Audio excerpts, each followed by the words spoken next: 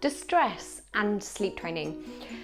It's common for parents to think that when a child is being trained in anything really, potty training, sleep training, any kind of thing that they have to go through a big learning that you kind of put upon them, that they could get distressed. And I think it's really important for us to distinguish what that means and what the difference is between a tantrum and distress, or complaining and distress, because they really are quite different. And even an inconsolable child doesn't mean they're distressed. You've probably yourself had times where you felt inconsolable and awfully upset, or maybe if you can remember back to childhood, or you've seen your own child having a total tantrum, or someone else's child having an absolute tantrum, but you know they're not distressed. Just because they're having a bit of a meltdown doesn't mean that it's distress. And I think distress is a strong word, and I think we should be cautious about how we use it, so we use it appropriately.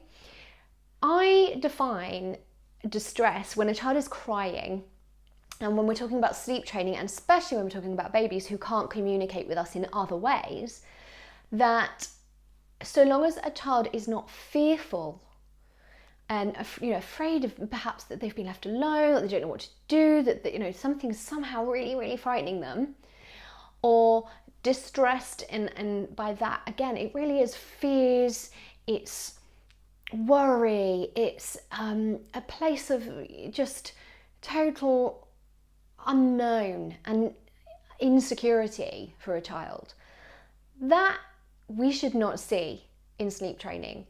And I think this is a thing that people worry about, or some parents are concerned that you start sleep training and this child that wasn't crying is now crying, and therefore they must be distressed, and the training causes distress. You could say the same about a potty training toddler, that they were fine, but now they're having these tantrums about the potty because some do resist it, and that perhaps they have these meltdowns, but you're less likely to call that distress because you can see a lot clearer what it's about with a toddler. But with a baby, when they're just crying, and perhaps crying pretty hard, maybe pretty loud, they're all different. So we can be very quick to go, oh, they're all distressed.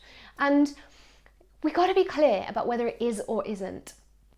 So in sleep training, there shouldn't be any fear or distress. And that's the key. I always say that to parents when they talk about crying. So long as it is not fear or distress, you're safe. You're not going to cause any lasting effects.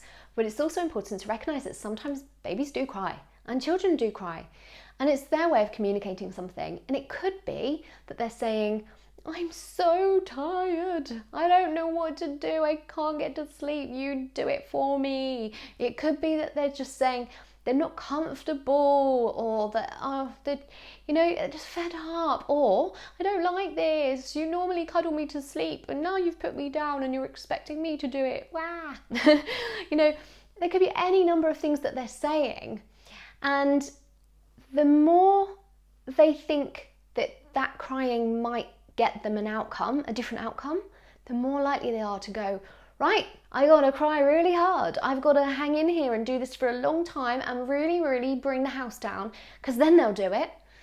And only you can teach your child that. So if you teach your child that crying long enough or hard enough gets them a different result, wow, you're going to be in for a worse scenario than you are before you even begin.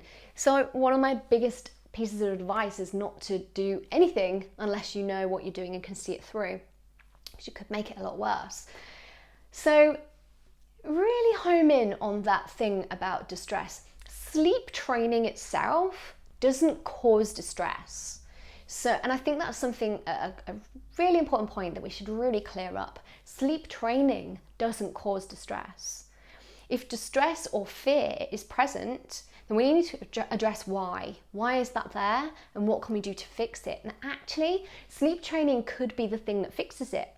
A child that's fearful, perhaps of the dark, or perhaps of the fact that they have, maybe they have sleep apnea and it's waking them and that's frightening, or perhaps they're so overtired that they have very disturbed sleep, weird dreams. There could be a number of reasons why a child may be fearful, and if those fears are not addressed, or then don't feel consoled by a parent, that could then lead to a place of distress. Absolutely.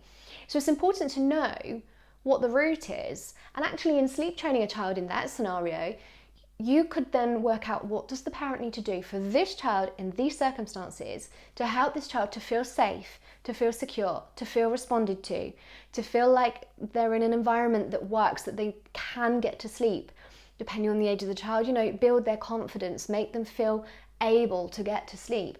All of those things can actually eliminate fear or distress. And so sleep training could actually be the very thing to fix a child who has fearful or distressful cries or moments. It certainly is not the cause of it.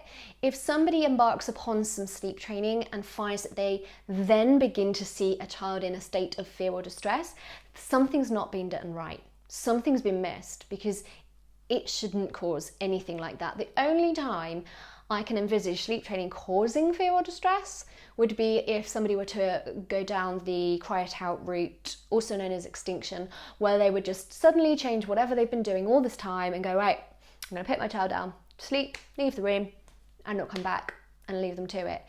That absolutely could cause fear or distress. But that's not sleep training.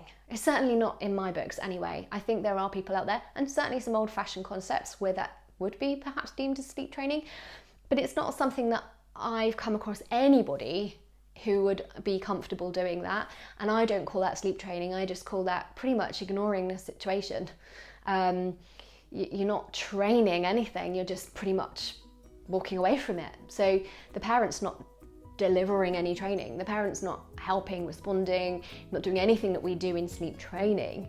They're merely just changing tact from probably helping too much to just not at all.